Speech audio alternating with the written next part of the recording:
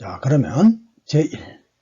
제1은 무엇인가? 자, 이 제자는 가지런하다, 같다, 그 다음에 한일자도 마찬가지입니다.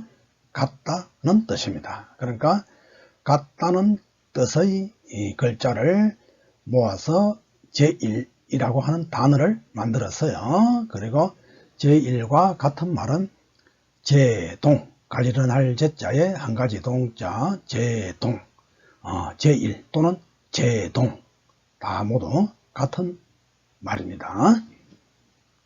자, 제1은 대립적인 양단을, 서로 다른 이 두 양단을 하나로 통일해서 하나로 녹여서 본다는 뜻입니다. 그러나 이제 우리 세상 사람들은 늘 분별적 사고를 하지요. 항상 비교해서 이것은 크다 작다 이런 식의 사고를 합니다. 그것이 거의 이제 습관이 되었죠. 자, 모두들 사물을 양단으로 나누어 이해하려는 습관에 젖어 있다 이겁니다. 곳곳에서 뭐 동양, 서양, 그리고 옛날, 지금 가릴 것 없이 인간이 있는 곳이면 어디든 인간들은 말이죠, 자기 입장을 중심으로 남과 다투어서 이제 파당을 나눈다. 그래서 그 입장의 차이에 따라 이파와 저파, 두 개 파로 나누는 그런 습관을 가지고 있다. 그러니까 양단을 하나로 보는 것은 사실 사람이 물을 거슬러 헤엄쳐 가는 것만큼이나 어렵다 이거죠. 자꾸 분별하고 분열하려는 그 본능이, 습관이 있는 거죠. 자, 제1의 이르는 인식법으로는 물론 제1장에서 말이죠, 조지어천 하늘에 비추어 본다. 장자에서 하늘은 도 또는 자연을 의미합니다. 그러니까 인간의 시비가 끝도 없이 그렇게 갈라지고 격렬하게 싸운다. 이것을 어떻게 할 것이냐. 그런데 인간이 해본들 각자의 입장에서 보는 것이기 때문에 진정한 시도, 진정한 비도 아닌 것이죠. 그죠? 자, 그래서 이제 하늘에 비추어 봐야 한다. 명도 마찬가지입니다. 명으로서 한다. 이 명이죠. 그러니까 밝음, 텅 비고 밝은 그 절대의 그 상태로 이제 시비를 비추어 봐야 한다. 이런 이야기고, 우저용, 용은 떳떳함, 보편, 평상 이런 뜻이에요. 평상함, 떳떳함, 보편적이다 이러면 가장 쉽게 이해할 수 있을 것이에요. 자, 보편에 맡긴다. 휴효천균. 천균은 뭐냐? 천은 아까 본 것처럼 도 또는 자연을 말하고, 균은 균등하다는 뜻이에요. 이 균자는 균등하다는 뜻입니다. 그러니까 하늘의 보편, 즉 도의 보편성에 쉰다. 즉 거기에 막 시비분별을, 도의 보편성, 거기에 쉬게 한다. 거기에 맡겨서 인간 세상의 시비를 휴식시킨다. 사라지게 한다. 이 말이죠. 그 다음에 양행은 뭐냐? 서로 다른 두 개를 한 묶음으로 묶어서 양쪽을 동시에 끌고 간다. 이렇게 생각을 하면 되겠죠. 양행 등을 제시했다. 이것들은 인위적 분별 인식을 하지 않는 인식이다. 인위적으로 네가 옳고 내가 옳고 뭐 이런 거 하지 않는 거, 그거 해본들 틀릴 것이기 때문에. 자, 그래서 인간세의 인식을 안음으로써 하는 인식, 즉 뭡니까? 무지, 아는 지적 활동이 없이 지적 활동을 한다. 그러니까 인식하지 않음으로써 인식하는 것이요. 진정한 인식은, 분별하면 도는 사라진다 했거든. 도는 소성에 숨는다. 작게 분별하는데 숨어버린다. 작게 분별하는 가운데 참된 것은 사라지게 된다. 이 말이거든요. 자, 그래서 이것은 분별하지 않는 것이지. 분별하지 않음으로써 사물의 존재의 실체를 바로 본다. 이 뜻이에요. 자, 이것은 인위적 분별을 하지 않음을 말한다. 인간은 인간은 분별로는 완전한 인식을 할 수가 없다. 왜? 자, 인간은 말이죠. 그 뇌의 수준, 우리의 뇌라고 하는 것은 이제 늘 이대로 있는 게 아니고 저 구석기 시대의 북경 원인의 뇌는 우리 현재 인간의 뇌보다 더 작아요, 용량이. 그러면 현재 인간은 1500cc, 그 다음에 앞으로 1000년, 2000년 우리가 뇌를 많이 활용을 하면은 이 뇌의 성능이 더 높아져. 그런데 자, 그러면 구석기 시대의 사람, 현재 사람, 앞으로 뇌가 더 용량이 커졌을 때, 자, 그 사람들은 각각 이 세 등분으로만 봤을 때도 그 구석기 시대 현대인, 미래인이 사물을 볼 때 그 값이 같겠느냐 이 말이죠. 뇌의 수준이 다르기 때문에 사물을 보는 그 값도 당연히 다르겠죠. 그러니까 뇌의 기능에 따라서, 능력에 따라서 사물을 보는 그 안목이 달라지죠. 그래서 그에 대한, 사물에 대한 그 답도 자연히 달라지지 않겠느냐. 그러니까 현재 우리의 이 뇌를 가지고 아무리 우리가 판단을 해본들 거기에는 현재 사람이 가진 그 뇌의 수준만큼만 사물을 이해할 수 있게 된다. 그러니까 완전하지 않게 되겠죠. 더 말할 거 없겠죠. 그럼 미래인도 마찬가지예요. 그게 또 다냐? 또 더 뇌가 커지면 어떻게 되느냐? 그러니까 이제 뇌로서 이제 이야기할 때는 그와 같은 한계가 있는 것이에요. 그리고 이제 환경, 어떠한 환경에 자랐느냐에 따라서 이 사고 패턴이 완전히 정해집니다. 뭐 전쟁 시에 태어났느냐, 평화 시에 태어났느냐, 추운 곳에 태어났느냐, 더운 곳에 태어났느냐, 부자에 태어났느냐, 가난한 나라에 태어났느냐, 이것 따라서 사고 패턴이 달라요. 또 어떤 교육을 받았느냐, 교육이 또 인간의 그 인식 사유 패턴을 또 더 섬세하게 이렇게 나눠서 어떤 교육을 받았느냐에 따라서 다양하게 생각의 패턴이 또 정해지는 거라. 자, 그러고 보면 우리 이 세상 속에서 우리가 무슨 바른 판단을 할 수 있겠느냐. 게다가 사람들은 또 그보다 또 뭐 있죠. 자기 중심적, 자기 입장적 으로 보기 때문에 사물을 항상 뭔가 공평하게 그렇게 볼 수가 없게 되어 있어요. 굉장히 도의 인식, 완전한 인식을 한다는 게 결코 쉬운 일이 아닙니다. 자, 그래서 이제 그 뇌의 수준, 환경, 교육이 이제 왜곡된 그 우리들의 인식의 틀을 제공한다. 우리가 아무리 우기고 이게 맞다고 해도 그것은 자기 입장인 거라. 야, 그러니까 이게 이제 무식한 거지. 그 단어를 모르는 게, 영어 단어 모르고 글자 모르는 게 이게 무식한 거 전혀 아닙니다. 그건 아무 문제가 없어요. 자기가 아는 것을 절대시해서 그것을 남에게 강요하는 거, 그게 진짜 무식이라. 진짜 무식. 정말로 무서운 폭행인 거예요, 그게. 사람은 자기가 알 수 없다는 것을 몰라. 이게 위험한 거다 이 말이죠. 자, 그래서 조지 어천부터 이 모든 것 다, 그리고 이 무지지까지의 말이 지시하는 말은 뭐냐? 인위적인 인식을 버림으로써 양단을 하나로 평등히 보아라. 서로 다른 것을 평등히 하나로 보아라. 이야, 참 이게 결코 쉬운 것은 아니에요. 마치 물을 거슬러 헤엄쳐 올라가는 것만큼 어려운 것은 사실입니다. 그러나 저렇게 하는 방법을 제물론에서 귀뜸을 해주고 있습니다. 거기서 힌트를 얻으면 어느 순간 의식이, 우리 인식 수준이 질적으로, 비약적으로 이렇게 성장해 버릴 수 있어요. 그러면 서로 다른 게 하나로 보이는 그런 상태를 맞이할 수도 있다는 거죠. 예, 우리 왜 어린 애들 네가 옳고 내가 옳고 갑론을박하죠. 치열하게 하죠. 그러나 의식이 훨씬 커져버린 어린들을 볼 때는 에이구 그게 그거구만. 그러죠. 뭐 그놈이라 같다 이 말이지. 의식이 커져버리면 그렇게 된다는 이야기예요. 자, 이 제물론에서는 자, 상반된 것을 하나로 본다라고 하는 게 이게 본지어요.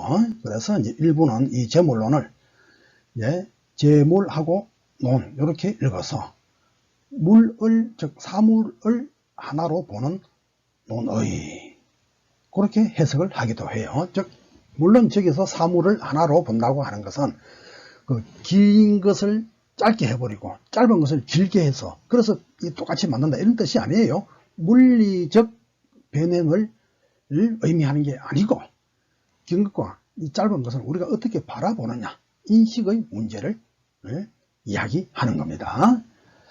자, 그 다음에 또 하나 일부는 제물론을 어떻게 해석하느냐. 제자에 끊어요. 물론을 가지런히 한다. 여기서는 물을 가지런히 하는 이론, 여기는 물에 대한 이론을 가지런히 한다. 즉 뭐냐? 물에 대한 상반된 이론, 사상, 철학, 예를 들어서 뭐 유가, 무가 같이 그렇게 상반된 이론을 하나로 본다. 그렇게 이제 해석을 일부는 하기도 합니다. 자, 그러나 청대의 왕선겸이라고 하는 학자가 있는데 이 사람은 물을 가지런히 한다는 저 이론이나 물에 대한 상반된 이론을 가지런히 하나로 본다는 것, 이 두 설을 다 동시에 수용해요.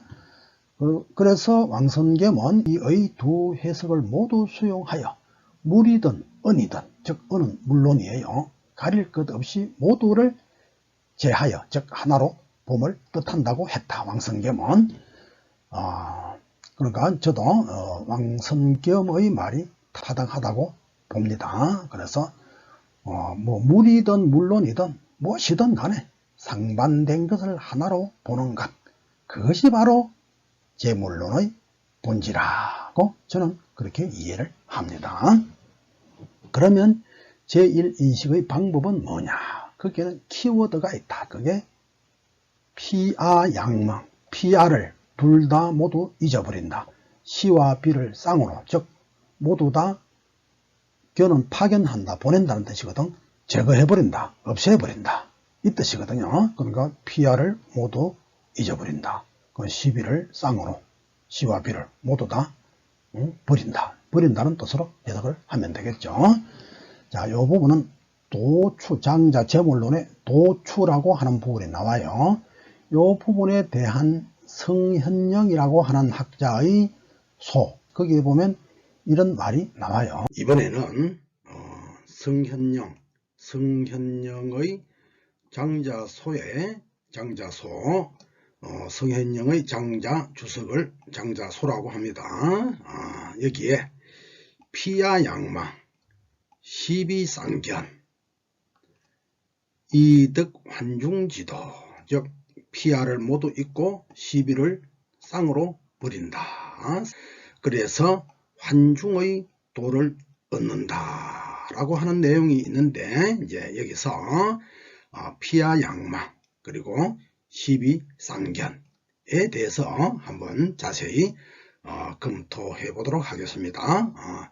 피야양망, 시비상견을 잘 이제 이해한다면 제물론의 본질인 제1사상을 쉽게 간파할 수 있을 거라고 봅니다.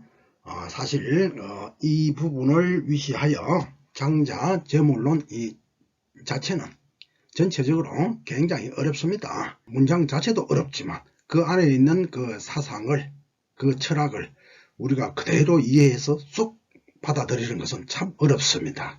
그러나 어렵지만 이번 기회에 제물론의 원문과 그 철학적 의미를 깊이, 최대한 깊이 이해를 할 수 있도록 그렇게 해보는 것이 좋을 것 같습니다. 그런데 요즘 말이죠, 공부하는 분들은 어려운 것을 싫어해요. 쉬운 소재를 쉬운 방법으로 그렇게 공부를 하려고 합니다. 그러나 그렇게 공부를 그런 식으로 하면 참다운 프로가 되기 어렵습니다. 공부는 말이죠, 마치 당금질을 1000번, 10,000번 해야 끊어지지 않는 그런 강철이 되는 것처럼 진지한 태도로 그렇게 임하지 않는다면 우리는 완전이라기보다 우리는 더 높은 그 의식을 갖춘 그러한 인간으로 말하자면 진화할 수가 없어요. 자, 만약에 재미로만 쉬운 것만 찾아다니며 그렇게 공부를 한다면 인간의 그 의식 수준은 점차 하강해서 이제 장차는 인공지능이나 로봇에게 지배를 당하게 되죠. 지금도 벌써 우리는 인공지능이나 로봇의 그 기능을 따라갈 수가 없어요. 어림도 없습니다. 그러나 현재로는 저것을 만들어낼 수 있는 그런 어떤 정신을 가지고 있기 때문에 우리가 저것을 이제 편리하게 우리가 활용을 하지만, 만약에 우리의 어떤 정신, 의식, 이런 사고하는 또 수준, 이게 떨어져 버리면 어떻게 되겠습니까? 큰일 날 일이에요. 그럼 지금 그렇게 해요. 지금 사람들은 너무 쉽게 재미나게만 공부를 구하고 진지하게 초은산철벽을 뚫고 가겠다는 그런 용기가 부족하고 얼렁뚱땅 공부하는 것 같아요. 그렇게 해서 될 일이 아니야. 그러면 우리 인류가 멸망을 합니다.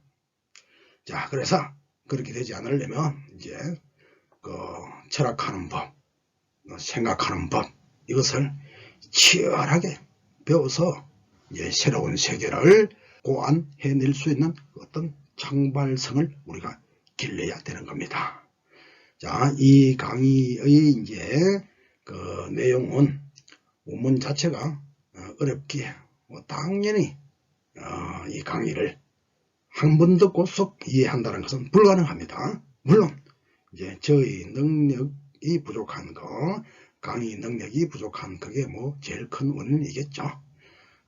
그러나 어쨌든 여러분들 부디 그 재물론을 회피하지 마시고 용감하고 처절하게 진검성부를 버리시기를 권합니다. 그래서 한번 마스터 독파를 한번 해보십시오. 그러다 보면 내 의식이 확 재물론에서 추구하는 그런 의식을 내가 얻을 수도 있어요. 획득할 수도 있어요. 그럴 수도 있단 말이에요. 우리는 날마다 구경만 하고 살아야 합니까? 글 써놓은 글 구경만 하고 살아야 하느냐고요. 그건 아니죠. 우리가 깨달아야 돼요. 결과적으로는, 궁극적으로는. 옛날 참 공부꾼들은 다 저렇게 공부를 했습니다. 자, 그러면 이제 내용으로 들어가 보죠. 1. 피하 양망. 자, 이게 뭐냐? 이것은 글자대로 하면 피아를 모두 잊는다. 모두 잊는다는 말이죠. 피아를 모두 잊는다. 그러니까 피와 너와 나를 양 둘 다 모두 잊는다. 잊어버린다. 정확히 말하면 이것은 뭐냐면 피아라는 생각, 불교식으로 말하면 피아라고 하는 상, 실제 하지 않는 것인데 뭐 있는 것처럼 관념화시켜 그것을 사실화시키는 것. 그 허상이죠, 사실은. 그러니까 내의 인식 속에 나라는 생각, 또 나의 상대라는 저것이라는 생각, 이것을 싹 지워버리는 거라.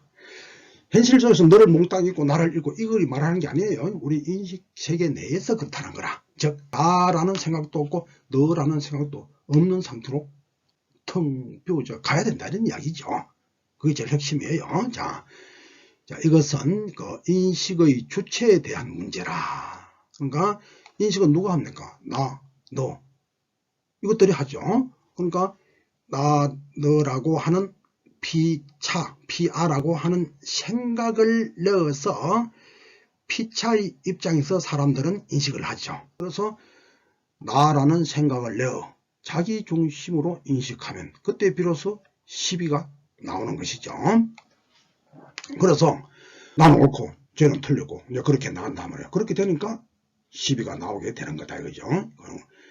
나의 인식 속에 피라는 생각과 아라는 생각은 본래 없죠. 그러나 나라고 하는 생각을 세우면 그러면 저라고 하는 허상이 동시에 등장한단 말이에요. 그 다음에 상대라고 하는 생각, 저것이라고 하는 생각을 세우면 나라고 하는 생각 주관이 또 생겨나게 된단 말이에요. 그 나라고 하는 그런 허상이 등장하게 된다. 그런데 피아는, 즉 피라고 하는 생각, 아라고 하는 생각, 이것은 뭡니까? 상대적인 것이기 때문에 실체가 없는 것이죠. 그러니까 나라는 생각이 없으면 저라는 생각도 없을 것이고, 그죠? 저라는 생각이 없으면 나라는 생각도 없을 테죠. 그러니까 없는 건데 내가 있으므로 제가 있고 제가 있으면 내가 있게 된 거라. 그럼 가짜로 우선에 생겨난 것이지 이게 영원불멸 절대적인 게 아니다 이 말이죠. 여기서 의 인식, 피라는 생각, 아라는 생각, 이것을 가지고 있는 이 상태에서의 인식은 반드시 오류를 초래하게 되어 있다.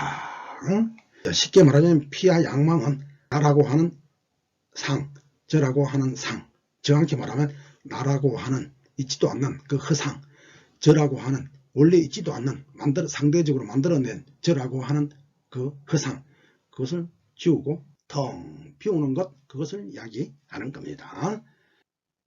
자, 그 다음 시비상견, 그것은 시비를 쌍으로 버린다. 이게 파견한다, 보낸다, 그러니까 버린다는 것이죠. 시비를 모두 다 버려버린다. 자, 이것은 인식의 대상에 대한 문제다. 아까 위에는 피아는 인식의 주체에 대한, 왜냐하면 그 아라고 하는 게 있어서 인식을 하는 것이죠. 그러니까 아라는 개념 또는 피라고 하는 상대방이라고 하는 개념, 그것은 하나의 인식의 주체가 되는 것이고, 이 시비는 뭡니까? 그 인식의 주체가 어떠한 하나의 사건, 그 일에 대한 가치 평가를 하는 것이 바로 시비예요. 그 결과가 시비다 이 말이에요. 그러니까 이것은 인식의 주체, 즉 나, 너 이런 문제가 아니고 너가 일으키는 어떠한 사건에 대해서 그 평가를 하는 것이죠. 그러니까 이것은 인식의 대상에 대한 문제이다. 자, 물론 인식하는 주체는 역시 이때 인식하는 주체는 나죠. 내가 인식하지 누가 인식을 했는가. 자, 시비를 가르는 것은 나의 인식 안에서의 문제이다. 시비는 대상세계, 특히 무형의 대상세계에 대한 가치평가이다. 어떠한 사건 일에 대해서 지금 옳다 그러다 이렇게 따지는 것이죠. 이것은 왜 일어나느냐. 인식 주체가 피아라는 허상을 내어 아의 입장에서 대상을 파악함으로써 아는 시요. 피는 비로 결론을 낸다. 피라는 생각, 아라는 생각 자체가 상대적인 것이라 실체가 없는 허상이다 이 말이죠. 그래서 그 실체 없는 허상인 그 피아를 기반으로 파생된 시비 역시 편견에 의한 상대적인 것이라 무의미하다. 이 또한 허상이다 말이에요. 피아라고 하는 자체가 허상이라. 그러므로 거기서 일어나는 모든 판단도 다 허상이라 의미가 없다 이 말이에요. 그래서 시와 비가 나누어진 것 자체가 상대적인 것이라. 그러니까 시비라고 하는 것은 상대적인 것이라 절대 세계에는 시도 비도 없다. 시와 비가 나왔다는 것은 벌써 상대적인 세계에 떨어져 있는 것이죠. 시비는 상대적이라 실체가 없으니 버려야 하는데, 맞죠? 인식의 기반인 피아라는 허상이 사라지면 사실은 시비도 자연히 사라지죠. 그러니까 내 속에 나라고 하는, 너라고 하는 이런 생각이 없어. 그러면 내가 옳고 너가 옳고 할 주인공이 사라져 버리죠. 그럼 자연히 시비도 사라지게 되는 거겠죠. 그렇게 이제 연관관계가 있는 것이죠. 피아는 인식의 주체에 대한 문제라면 시비는 뭡니까? 그 주체가 일으키는 인식의 대상에 대한 가치평가인 것이죠. 그런 약간의 그런 차이가 있어요. 그러면 피아가 없어지면, 그러니까 뿌리가 없어지면, 토대가 없어지면 그 위에 있는 것도 다 없어지겠죠. 즉 시비도 절로 사라지게 되는 것이죠. 그럼 진정한 판단은 어떨 때 내릴 수 있나? 피아가 다 사라진 상태에서 진정한 절대적 판단을 내릴 수가 있는 것이죠. 그 상태에서는 C와 B라고 하는 그런 다툼이 일어나지 않아요. 절대적 인식으로 볼 때는 모든 것이 평등하고 모든 것이 하나이기 때문에, 즉 제1의 인식을 하게 되는 것이죠. 기타 대소장단, 고화 등 유형의 대상세계에 대한 가치평가도 상대적인 것이다. 시비 같은 경우는 무형의 대상세계라고 볼 수 있고, 어떠한 사건에 대한 옳고 그름의 문제니까요. 그런데 이제 물건이 크고 작다, 길고 짧다, 높고 낮다 등 이런 유형의 대상세계에 대한 가치평가, 이것도 사실은 상대적인 것이다. 그러니까 우리는 뭐가 크다 작다, 길다 짧다, 높다 낮다 이렇게 말하죠. 그럼 이거는 사실은 이제 우리 감각으로 받아들일 수 있는 그런 대상이죠. 그러니까 유형의 대상세계에 대한 가치평가, 이것도 사실은 모두가 상대적인 것이죠. 절대적 시각으로 보면 대소도 없고 장단도 없고 고하도 없는 것이죠. 다 평등합니다.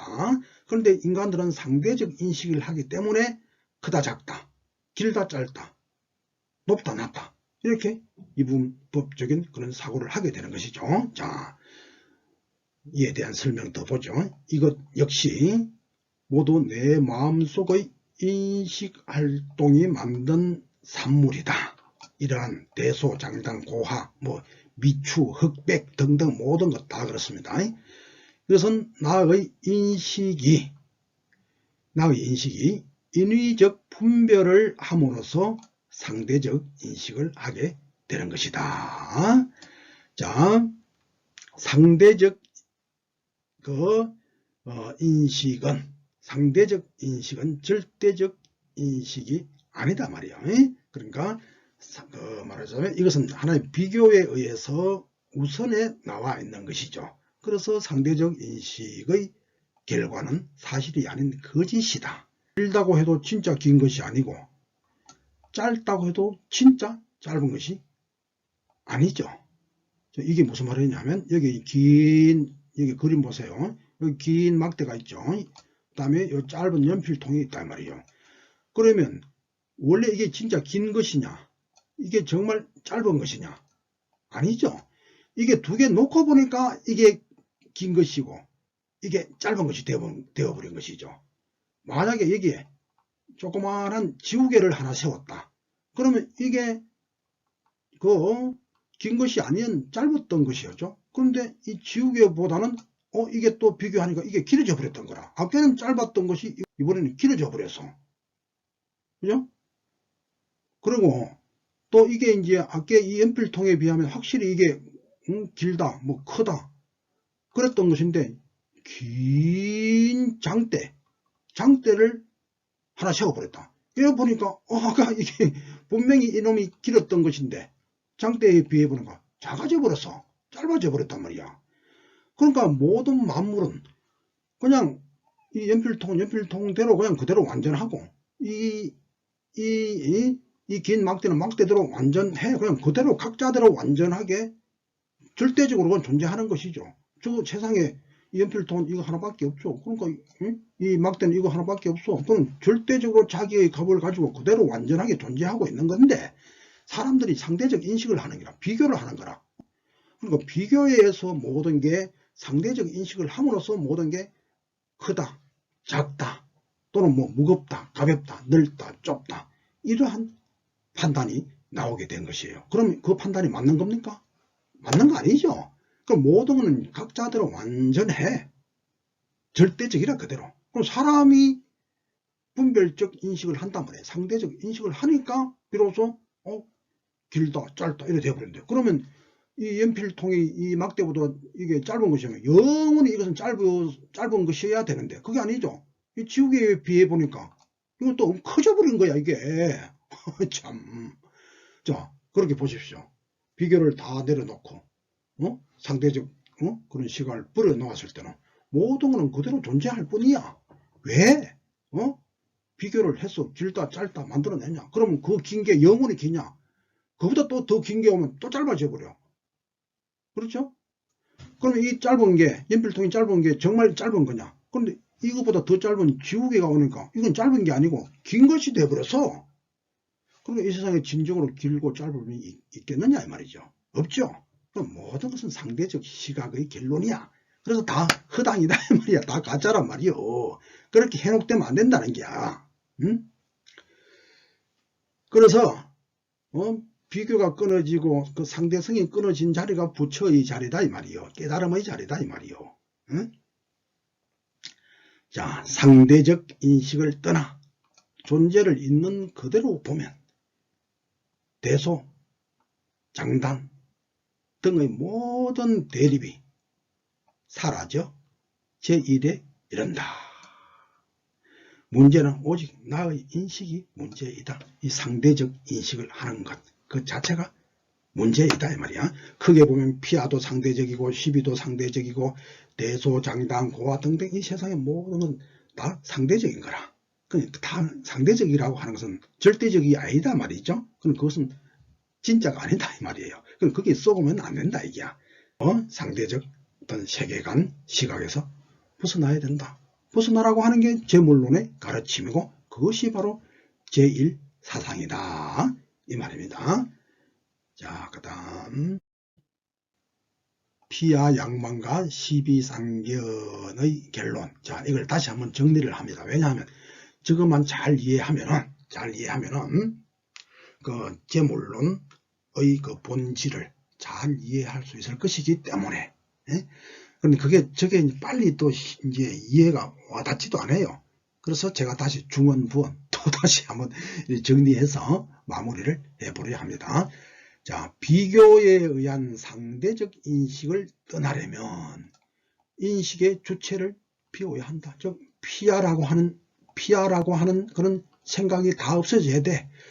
피하라는 생각은 물론 모든 잣대, 내 의식 속에 있는 잣대를, 내 인식 속에 있는 잣대를 다 버려야 한다. 그리고 있는 대로, 존재를 있는 대로 직관하면 돼. 직관해야 한다. 이것이 도추의 인식이다. 도추는 우리 앞에서 말했죠. 요 문기둥과 요 문짝과 이 사이에 그 철제로 쇠로 된 요 기구 있죠. 요걸 지도리라 하죠. 그러니까 지도리가 이 양단의 가운데 있고 한편에 치우쳐 빠짐이 없단 말이야. 그리고 여기 밑에는 암돌적인 구멍이 텅 비어 있죠. 그래서 숫돌적이가 이렇게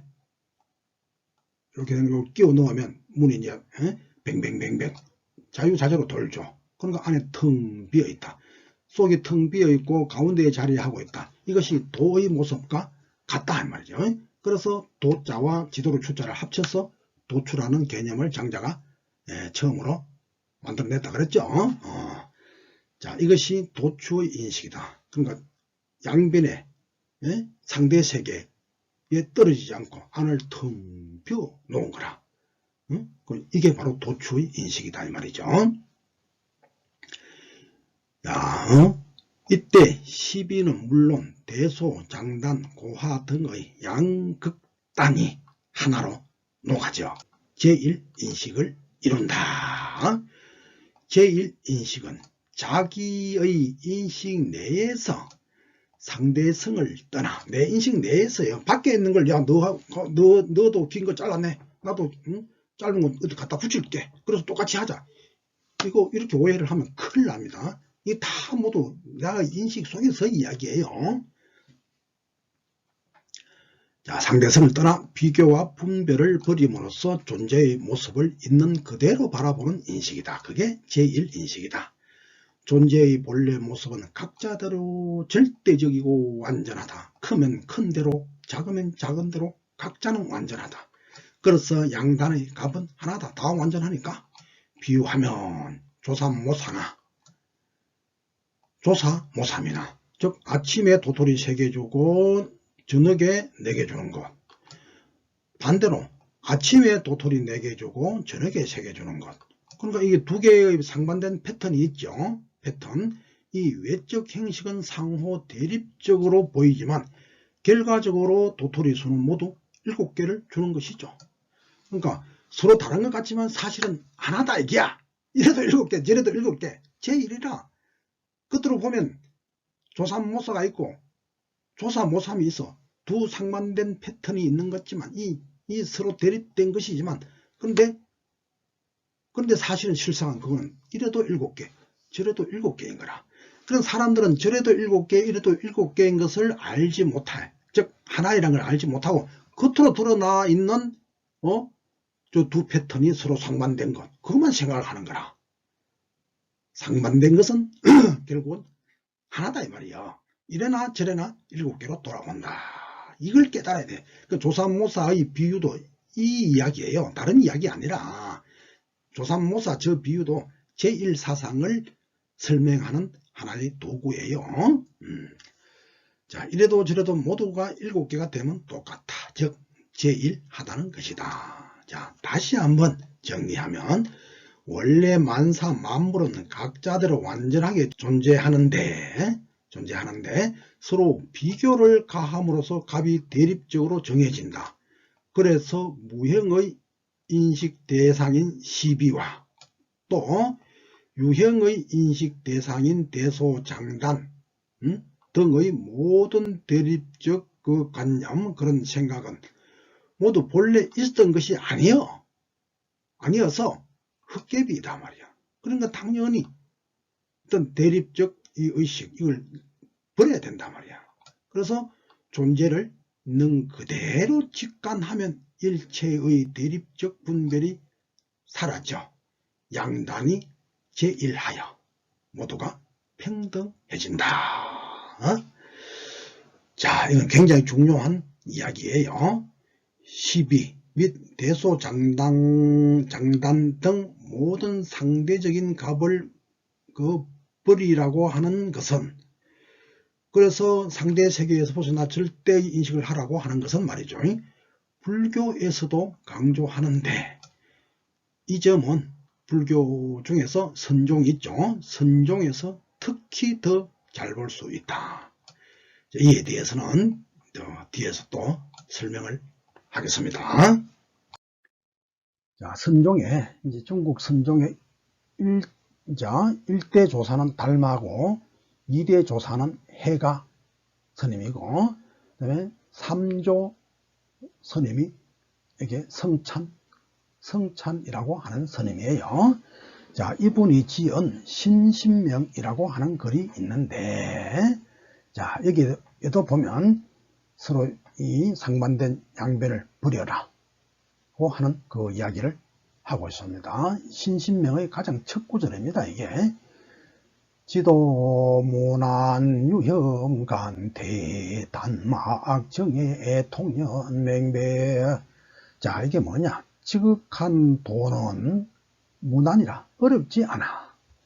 오직 간택을 끓일 뿐이다. 간택은 뭐냐? 가려서, 즉 분별해서 선택하는 거. 그거죠. 즉 분별해서 옳다, 틀렸다, 길다, 짧다 하는 이러한 행위 태도를 싹 제거해버리면 지도를 얻을 수가 있다. 이 이야기죠. 우리 제물론에서 실컷 이야기했죠. 그러니 이 간택을 버려야 돼. 상반된 이게 대립구도 이것을 버려야 된다 이거죠. 그래서 다만 정오와 사랑을 말막자거든요. 거친다, 말아버리면.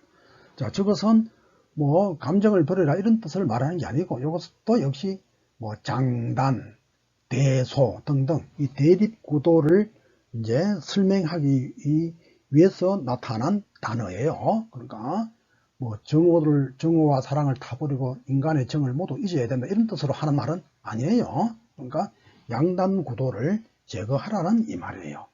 그 중에 인간의 감정 세계의 미움과 사랑 요 두 개의 대립된 부분을 가져와서 이제 이야기하는 것이죠. 이것은 결국 뭐냐? 서로 다른 상극에 있는 상반된 이 양단을 제거하라라고 하는 것을 말하기 위해서 자, 정애를 가져온 것입니다. 다만 정오와 사랑을 모두 버려야 하니 그렇게 하면 어떻게 돼?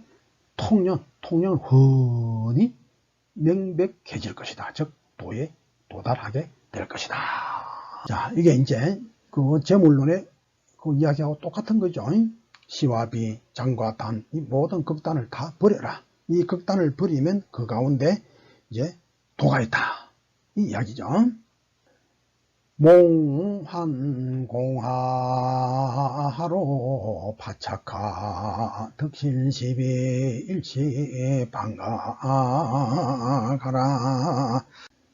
여기 몽환공하, 여기 뭘까요? 자, 몽환은 꿈과 환영을 말해요. 공환은 뭐냐? 그 눈병으로 착시 현상이 생겼어. 그래, 착시로 보이는 가짜 꽃, 헛된 꽃이죠. 자, 우리의 이 현상 세계도 그렇고, 더 구체적으로 말하면 우리가 내는 이 상반된 시나 비 등등의 모든 이 분별 활동, 이것은 망상의 결과이다 라고 하는 것이죠. 자, 몽환 공화를, 뭐가 그렇다고? 우리가 12분별하는 이 모든 것은 꿈과 같고 환영과 같고 가짜꽃, 가짜꽃과 같은데 왜 사람들은 어찌하여 수고로 이것을 붙들려고 그게 매달리느냐 이 말이야. 분별활동을 다 내려놔라 이게. 그거는 뭐냐, 꿈과 같고 헛개비와 같고 가짜꽃과 똑같아 이거죠. 무의미하다 이거죠. 내려놔라. 그래서 덕실시비, 덕과 실이 서로 상반된 말이죠. 비와 시가 서로 상반된 말이죠. 그러니까 이 대립구도를 일시에 반각 내려놓아 버리라. 뭐 시간을 끌지 말고 한순간 촥 내려놓아 버리라. 그때 의식의 대변혁이 일어난다. 이제 미련을 가지지 말고 이 대립적 구도, 이 모든 것을 탁 내려놓으면 그 순간에 깨침을 얻을 수도 있다 이 말이죠. 완전한 제1인식에, 즉 덕도의 상태에 도달하게 된다. 문제는 일시반각, 이게 정말 중요한 것입니다. 스릴이 넘치는 거지. 저 구말리 높은 하늘에 비행기가 있다. 그럼 이 문을 열고 여기서 허공에서 확 뛰어내려 버리면 낙하산에 펴져서 저 허공세계를 마음껏 두둥실 자유롭게 떠다닐 건데, 요 비행기 문 앞에서 오돌오돌오돌 떨면서 문고리를 잡고 끝내 뛰어내리지 못하고 겁나서 못 뛰어내리고 무슨 미련인지 모르지. 그래서 그만 뛰어내릴 기회를 이제 놓치고 저 비행기는 이제 반대편 섬으로 떨어지게 되는 거라. 그러니까 허공에 있을 때, 어떻게 보면 이 인생살이 할 때 이 말이죠. 비행기 타고 있을 때 확 일시에 반각해라.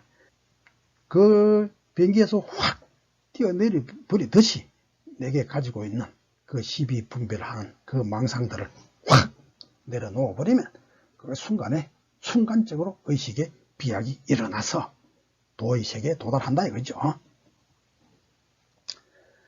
자, 그래서 여기서 했던 이야기는 양단 분별적 사고를 떠나라, 이 이야기를 이제 한 것이에요. 신신명 여기서. 자, 또 그 다음에 이제 육조 해능대사가 있었다 이거죠. 그래서 이제 해능대사가 해명상좌에게 대하여 가로되 뭐라고 했냐. 자, 해명상좌가 육조대사가 이제 오조 홍인대사로부터 그 인가를 받고 저 남방으로 가는데, 이제 그때 이제 그 깨달음의 그 신표를 가지고 가지고 이제 남방으로 떠나가는데, 여러 스님들이 뒤를 따라와서, 그런데 해명상자만이 끝까지 따라와서, 그래서 뭐 그 사이에 여러 가지 뭐 이야기, 재미있는 이야기가 있습니다. 그래, 이 육조대사가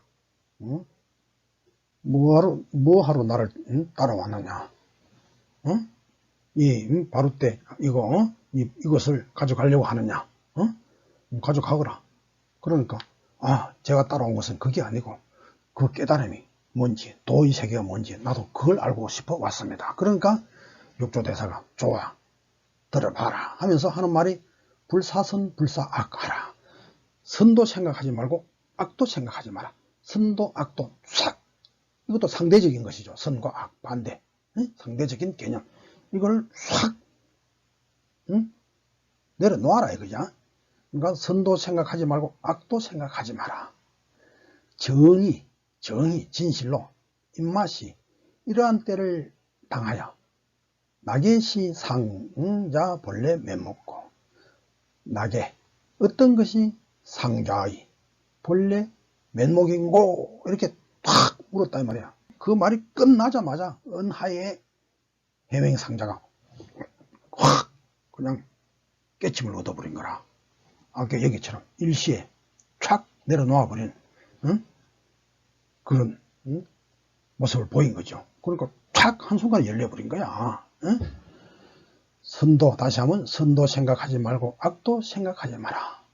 정의 진실로 이러할 때를 당하여 어떤 것이 상좌의 본래 면목인고 그대의 본모습인고 선도 악도 촥 내려놓아 봐라. 그러할 때 어떤 게 그대의 본래 모습이냐 말해봐. 탁 했단 말이야. 그 순간 촥 깨쳐버린다 이거지. 그죠? 뭐 도를 통하는 게 뭐 오랜 시간이 가는 그런 것도 있지만 또 이 순식간에 벌어지는 경우도 많아요. 자, 아래에서 보겠습니다. 자, 위에서 분별을 떠남이 공부의 관건임을 선사들의 법문에서 보았다. 그래서 그 제1사상과 상통한다 이거죠. 뒤에서 또 보겠지만 두 선사의 법문은 천태종의 쌍차, 저 뒤에서 이제 쌍차 쌍조에 대해서 이야기할 거예요. 천태종의 쌍차를 말한 것이다. 즉 선도악도 버리고 덕과 실도 버리고 시와 비도 버리고 미움과 사랑도 버리고 모든 양단을 촥 버리고 촥 없애버리는 거. 이거는 쌍으로 막는다. 쌍차라고 하는 거예요. 쌍차를 말한 것이다. 성현령, 제물론의 성현령식으로 말하면, 장자소의 성현령식으로 말하면, 쌍차는 12쌍견 할 때, 쌍견하고 같은 말입니다. 자, 사실, 양단을 하나로 보는, 제2인식에 이르는 것은 아까 말한 것처럼 마치 물을 거슬러 헤엄치는 것처럼 어렵다. 그러면 쉽게 제1인식에 도달하는 비법은 무엇인가? 비법이 있겠습니까? 있을 수도 있지. 자, 그게 뭐냐? 바로 날개를 다는 것이다. 날개를 달면 새처럼 순식간에 냇물의 근원에 도달한다. 자, 그럼 뭐가 날개냐? 바로 우리가 그 순술, 구도에 대한 그 순수함을 가지는 것. 그것이다 이 말이죠. 아까 뭡니까? 해명상자가 말이죠. 해명상자가 어째 이 한마디 듣고 깨침을 얻었냐? 그건 정말 그 받아들이려는 그 어린애 같은 그 순수함이 있다 이 말이지. 그게 쏙 내게 들어와 버린 거라. 그런데 저걸 듣고 이게 뭐지? 막 따져보고 저 말이 진짜일까?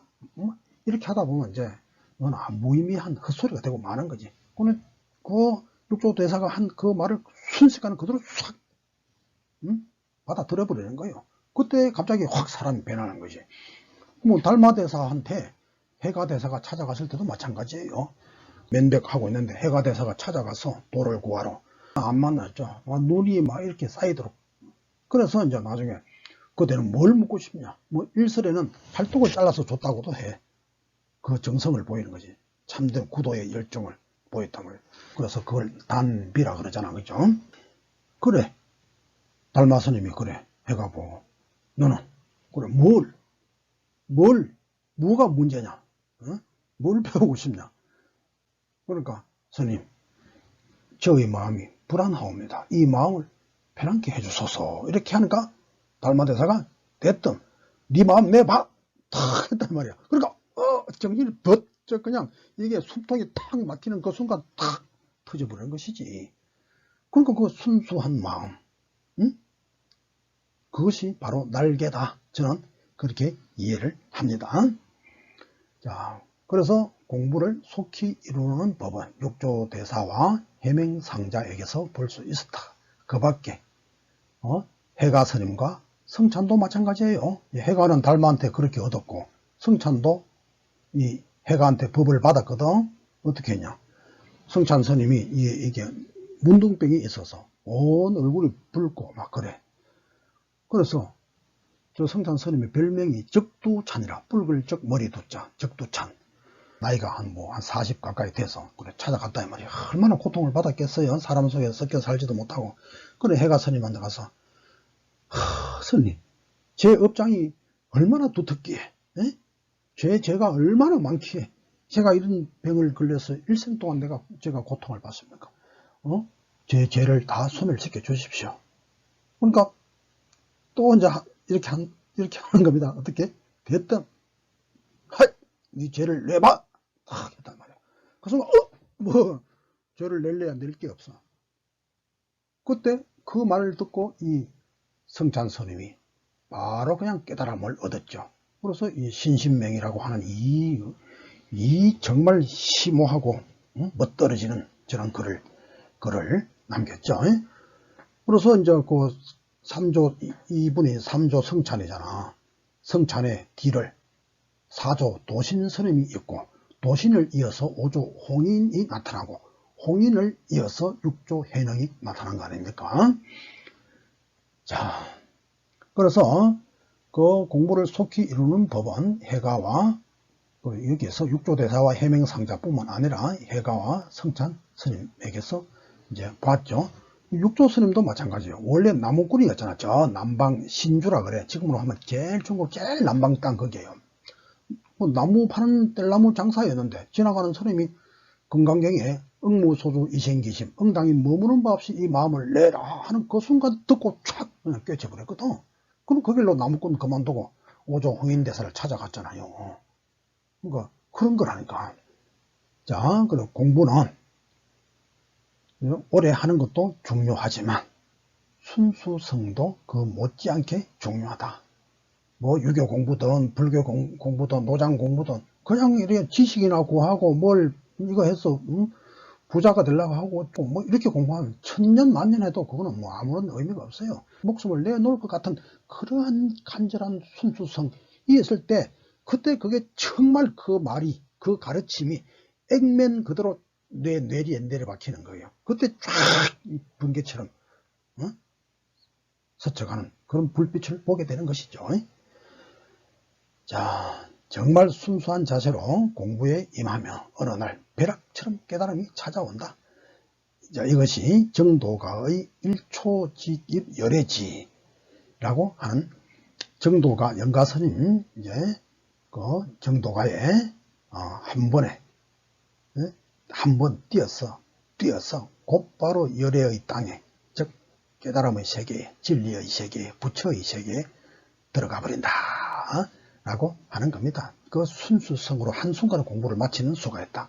그게 바로 일초직입 열애지다. 이제 뇌와 지금 오늘날은 이제 뇌와 이제 관련해서 인간의 뭐 정신세계를 많이 이야기하니까 그 뇌와 관련하여 본다면 뇌의 기능이 비약적으로 활성화된 것, 뭐 그렇게 설명을 할 수가 있습니다. 자, 불교에서는 순식간에 깨닫는 것은 전생에 쌓은 수행의 결과라고 말한다. 자, 이 말은 차치하고 뭐 틀렸다는 게 아니고 일단 그런 말이 있긴 있어요. 자, 있긴 한데, 자, 수행자에게는 깨우침을 받아들이려는 순수성, 그것이 제일 중요하다. 이게 없으면 공부는 이룰 수가 없다 이 말이죠. 성경의 마태복음에서도 그렇게 이야기해. 어린아이 같은 순진한 마음이 없으면 그대로 액면 그대로 받아들이는 머리를 계산하고 그러니까 막 따지고 이래 하다 보면 그냥 이제 아무런 의미가 없죠. 뭐 어린아이 같은 순진한 마음이 없으면 이 순수한 거죠. 순수한 마음이 없으면 하나님 나라에 들 수 없다고 했다. 마태복음에 나와요. 자, 줄탁 동기처럼 이것은 뭡니까? 병아리가 그 껍질 안에서 쪼고 있으면, 그러니까 이게 뭔가 열정이 있으면 말이죠. 일순간 외부의 쪼아주는 누군가가 탁 이렇게 힌트를 준단 말이에요. 그러니까 쪼아주는 그런 계기를 만나면 곧바로 공부를 끝낼 수도 있다.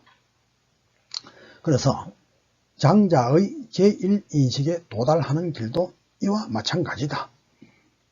이론적으로 이해하는 것도 필요하지만 이론적인 게 필요 없다는 건 아닙니다. 그런데 그게 거기서 끝나면 안 되는 거라. 그것은 내가 실현하기 위해서 이론을 공부하는 거거든. 그러니까 실현하기 위해서는 순수성이 있어야 되는 것이죠. 그러니까 이론적으로 이해하는 것도 필요하지만 순수하게 그것을 온몸으로 확 받아들이는 것, 그것이 가장 중요하다. 그러면 제1인식도 순식간에 도달할 수가 있는 겁니다. 자, 그러면 이 재물론에 나타난 제1의 인식은 또 성경의 선악과 이야기로도 설명해 볼 수가 있다. 성경에 의하면 하나님이 너희가 선악을 알게 하는 과일을 따먹으면 죽으리라, 이렇게 성경에 말했죠. 그런데 이제 두 아담과 하와가 말이죠, 두 남녀가 뱀의 꼬임으로 그것을 따먹고 말았죠.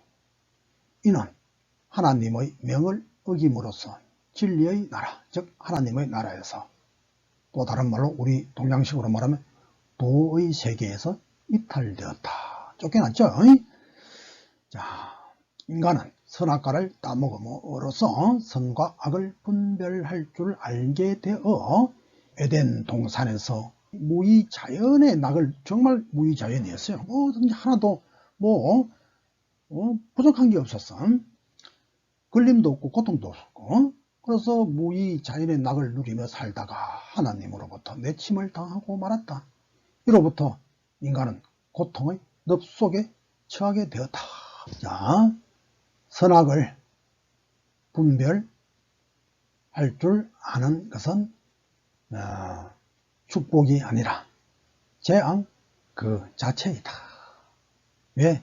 선악을 분별하는 그 능력을 얻으려고 선악과를 따먹고부터 에덴 동산에서 쫓겨나서 굉장히 고통의 세계로 떨어지게 됐죠. 그러니까 그게 재앙 그 자체이지. 그죠?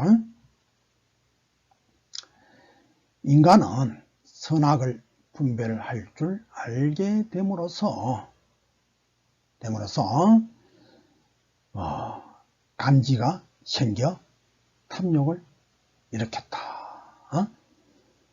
이로써 선악과, 이게 뭐 사과인데 사과가 선악과는 아니고 그냥 이렇게 이제 이해하시라고 갖다 놨습니다. 자, 이로써 선악과를 따먹은 그 죄에다 제2, 제3의 끝없는 죄를 더하게 되었다. 지금이라도 선악과를 따먹은 그 영향력에서 벗어나야 한다. 그 방법이 바로 제1의 인식에 도달하는 것이다. 제1의 인식에 도달하면 모든 분별을 떠나버리죠. 선악, 시비, 장단, 모든 이 분별에서 떠나가게 되는 것이죠. 이때 문득 무하유지향, 즉 강자에서 표현하는 이상세계, 어떤 것도 있지 않는 세계, 그러니까 이게 이제 성경으로 말하면 에덴 동산이고, 불교로 말하면 부처님의 나라고, 그렇죠. 이때 문득 무하유지향의 백성이 된다. 제1인식에 도달할 때. 이상에서 선불교 및 기독교 사상까지 이제 살펴보면서 제1사상을 살펴봤습니다. 자, 성현영이 제시한 12상견은 양단을 모두 부정하는 의미를 가집니다. 자, 시와 비, 길고 짧은 것, 왜? 그런 것은 비교적으로 상대적으로 나온 개념이기 때문에, 답이기 때문에 그것은 가짜다 이거죠. 그래서 그건 거기서 놓여놔야 돼. 자, 이때 거기서 놓여놔서 해방되면 말이죠. 이때 대립상이 자연히 사라져서 대립된 양변이 평등하게 보인다. 긴 것은 길지 않고 짧은 것은 짧지 않아. 이게 그냥 그대로 다 각자대로 평등이 그대로 있는 것뿐이야. 존재할 뿐이다 이 말이죠. 자, 양변을 하나로 보라는 제물론의 제1은 불교의 중도와, 즉 불교에는 또 중도 사상이 굉장히 중요하거든요. 이 제1은 불교의 중도 와, 유사성을 가지죠. 자, 다음 강의에서 이에 대해서 이제 또 더 논해 보겠습니다.